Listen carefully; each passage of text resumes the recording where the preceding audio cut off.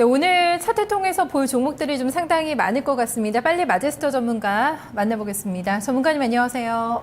네, 안녕하세요. 마제스터입니다. 네, 반갑습니다. 저희가 저번 주에도 이 대선 테마주 종목들 좀 매매 팁을 많이 좀 주셨는데 오늘도 관련된 종목들 많이 좀 언급이 되지 않을까 싶습니다. 먼저 거래량 특징 좀 찾아주시죠. 네, 자, 오늘 시장의 화두는 아무래도 이제 시장 자체가 좀 침체가 되고, 그리고 대선 후보들의 등록이 마무리되고, 또 양자 구도가 마무리되면서, 거래량 급증 종목군들도 대선 관련 종목군들이 오늘 시장에 또 핫 이슈가 좀 되지 않았나 이렇게 좀 보고 있습니다. 그래서, 그 거래량이 좀 상당히 좀 큰 종목들 중에서 오늘 대량으로 좀 터졌던 종목군을 몇몇 종목 살펴보도록 할 텐데요. 자, 먼저 대형 포장이 오늘 9%로 좀 마감을 한 상황이고요.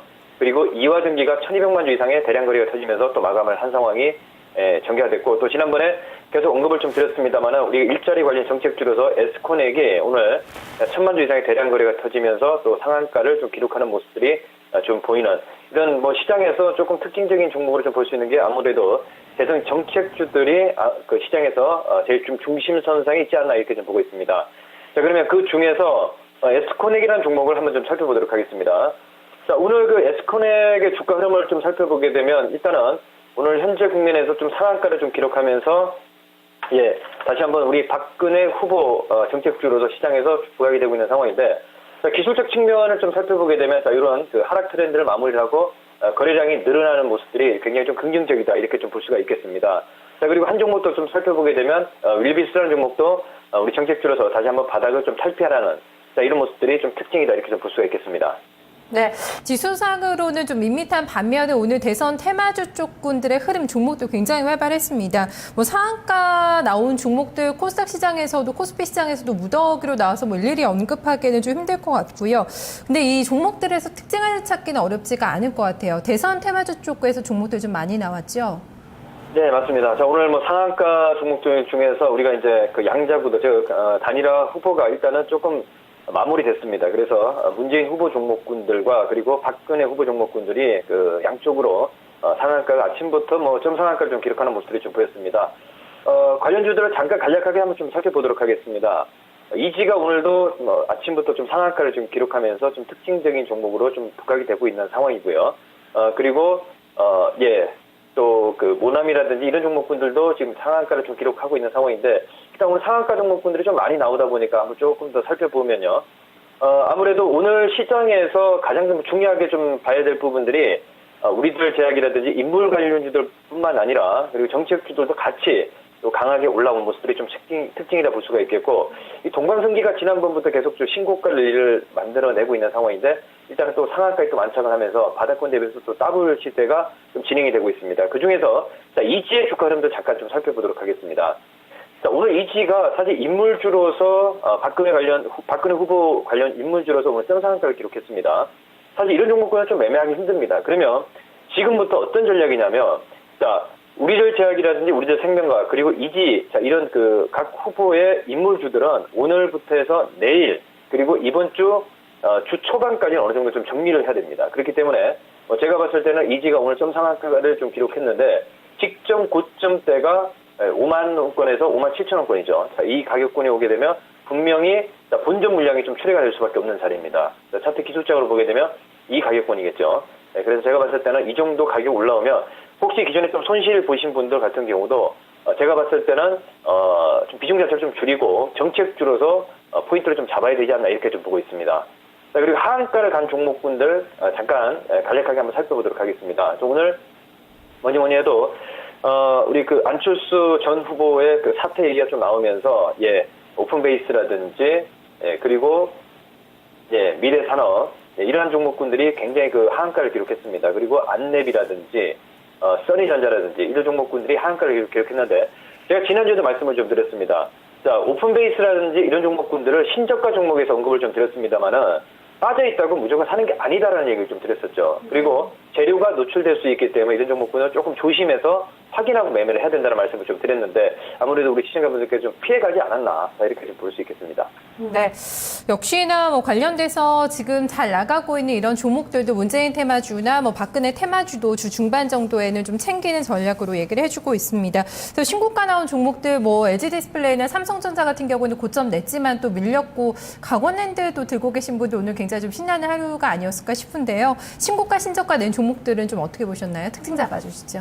네, 자, 오늘 뭐 특징적인 종목을 보게 되면 그동안에 좀 신고가를 냈던 그 IT 부품이죠. 휴대폰 FPCB라든지, 이들 종목군들이 조금 조정에 좀 나왔고, 제약주 중에서, 삼성제약이 그동안에 조금 반등이 나왔습니다만은, 서울제약이 좀 하한가를 기록하는 모습이 좀 보이다 보니까 삼성제약이 오늘 반등에 조금 이제 실패하는 모습들이 좀 보이고 있는 상황이고요. 그리고, 삼성전기 이런 종목군들이 지금 바닥권에서 올라오는 이런 그 모습들이 나오고 있습니다. 그래서, 잠깐 우리가 지난번에 말씀을 좀 드렸던 우리 휴대폰 FPCB 관련해서 BH를 한번 잠깐 좀 살펴보도록 하겠습니다. 자, 이들 종목군들이 여전히 신고가를 기록하면서, 자, 오늘도 장중에 고점을 찍었습니다만 오늘 좀 빠지는 모습이 보였죠. 그래서 제가 봤을 때는 일단 우리 휴대폰 부품 관련 종목군들은 단기 고점 부분에 와 있습니다. 그래서 또 가지고 계신 분들 같은 경우는 매도의 관점으로 좀 접근을 좀 하자는 관점에서 제가 지난번에 BH 바닥권에서 말씀을 좀 드렸습니다만은 12,000원까지 어떤 목표치를 좀 도달을 했습니다. 그렇기 때문에 단기 내일 구간에서도 장중에 조금 매도를 할 수 있기 때문에 장중에 플러스가 났을 때 매도의 관점으로 접근하고 다시 21선과 이격 조정이 나온 이후에 매수 포인트를 좀 말씀을 좀 드리도록 하겠습니다. 자, 그리고 신저가 종목군도 오늘도 조금 우리 안철수 후보 관련 종목군들이 오늘 신저가를 좀 기록하는 종목군들이 많이 나왔습니다. 그 중에서 우리가 정책주라든지 이게 사퇴를 하다 보니까 솔고바이오 이런 종목군들이 하한가를 좀 기록했고요. 그리고 마크로젠이죠. 이 종목도 역시 마찬가지 시장에서는 안철수 후보 관련 종목으로 부각이 됐었습니다만은 조금 실망 매물이 출회가 되는 이런 모습들이 좀 보였고 우성사료, 자, 이쪽도 지금 하한가를 좀 기록하는 모습들이 좀 보였죠. 그래서 지금 일단은 그래도 하락폭이 하한가를 기록하지 않는 종목 중에서 마크로젠을 한번 잠깐 좀 살펴보도록 하겠습니다. 자, 오늘 마크로젠 같은 경우는 사실 오늘 아침장에도 충분히 매도 기회가 나왔습니다. 근데 우리 시청자분께서 이제 이런 종목에 이제 매매를 좀 주의를 해야 된다 이런 말씀을 좀 드리겠습니다. 무슨 얘기냐면 안철수 관련 테마 종목으로서 이들 종목군들도 올라왔었습니다만은 좀 빠지는 모습들이 좀 보였죠. 그러면 아침에도 충분히 이 자리 즉 3만 원 이상에서 매도 기회가 있었습니다. 그런데 혹시나 하는 덜 빠졌기 때문에 반등이 나오겠지 이런 좀 기대감으로 약간 좀 매도를 못 하신 분들이 있는데 역시 시장에서는 좀 냉정하다 이렇게 좀 말씀을 좀 드리겠고 바이오 쪽에서도 반등이 좀 진행이 돼야지만이 반등 자리를 한번 우리가 볼 수 있는 자리가 좀 되지 않을까라고 좀 보고 있습니다. 그리고 신저가 종목 대형주 중에서 한 종목은 호텔신라가 오늘 시장에서 조금 저점이 좀 이탈이 되면서 반등이 좀 진행이 되는 이런 모습들이 나오고 있습니다. 근데 중요한 건 제가 판단했을 때는 수급적인 측면뿐만 아니라 단기적으로 조정 자체가 아직까지 마무리되지 않았기 때문에 한 천냥봉이 나온 이후에 캔들을 말씀을 좀 드리면 이제 천냥봉이 직전 저점에서 나와준 이후에 다시 조금 반등 포인트를 자리를 만들 수 있기 때문에 확인 절차를 좀 가지자라는 말씀을 좀 드리겠고 예측을 하고 매매 포인트를 조금 최대한 늦춰서 좀 매매 포인트를 대형주 쪽에서도 잡아야 되지 않나 이렇게 좀 말씀을 좀 드리도록 하겠습니다. 네, 알겠습니다. 오늘도 종목에 대한 좀 시각을 다양하게 들어봤는데요. 잘 정리를 좀 해주신 것 같습니다. 오늘 말씀 고맙습니다.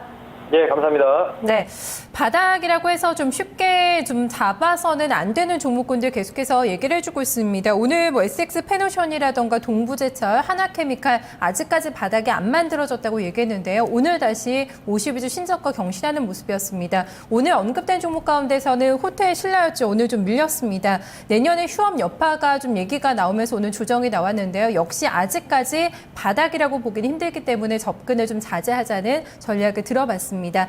마지스터 전문가 차트 통을 함께 해봤고요. 이어서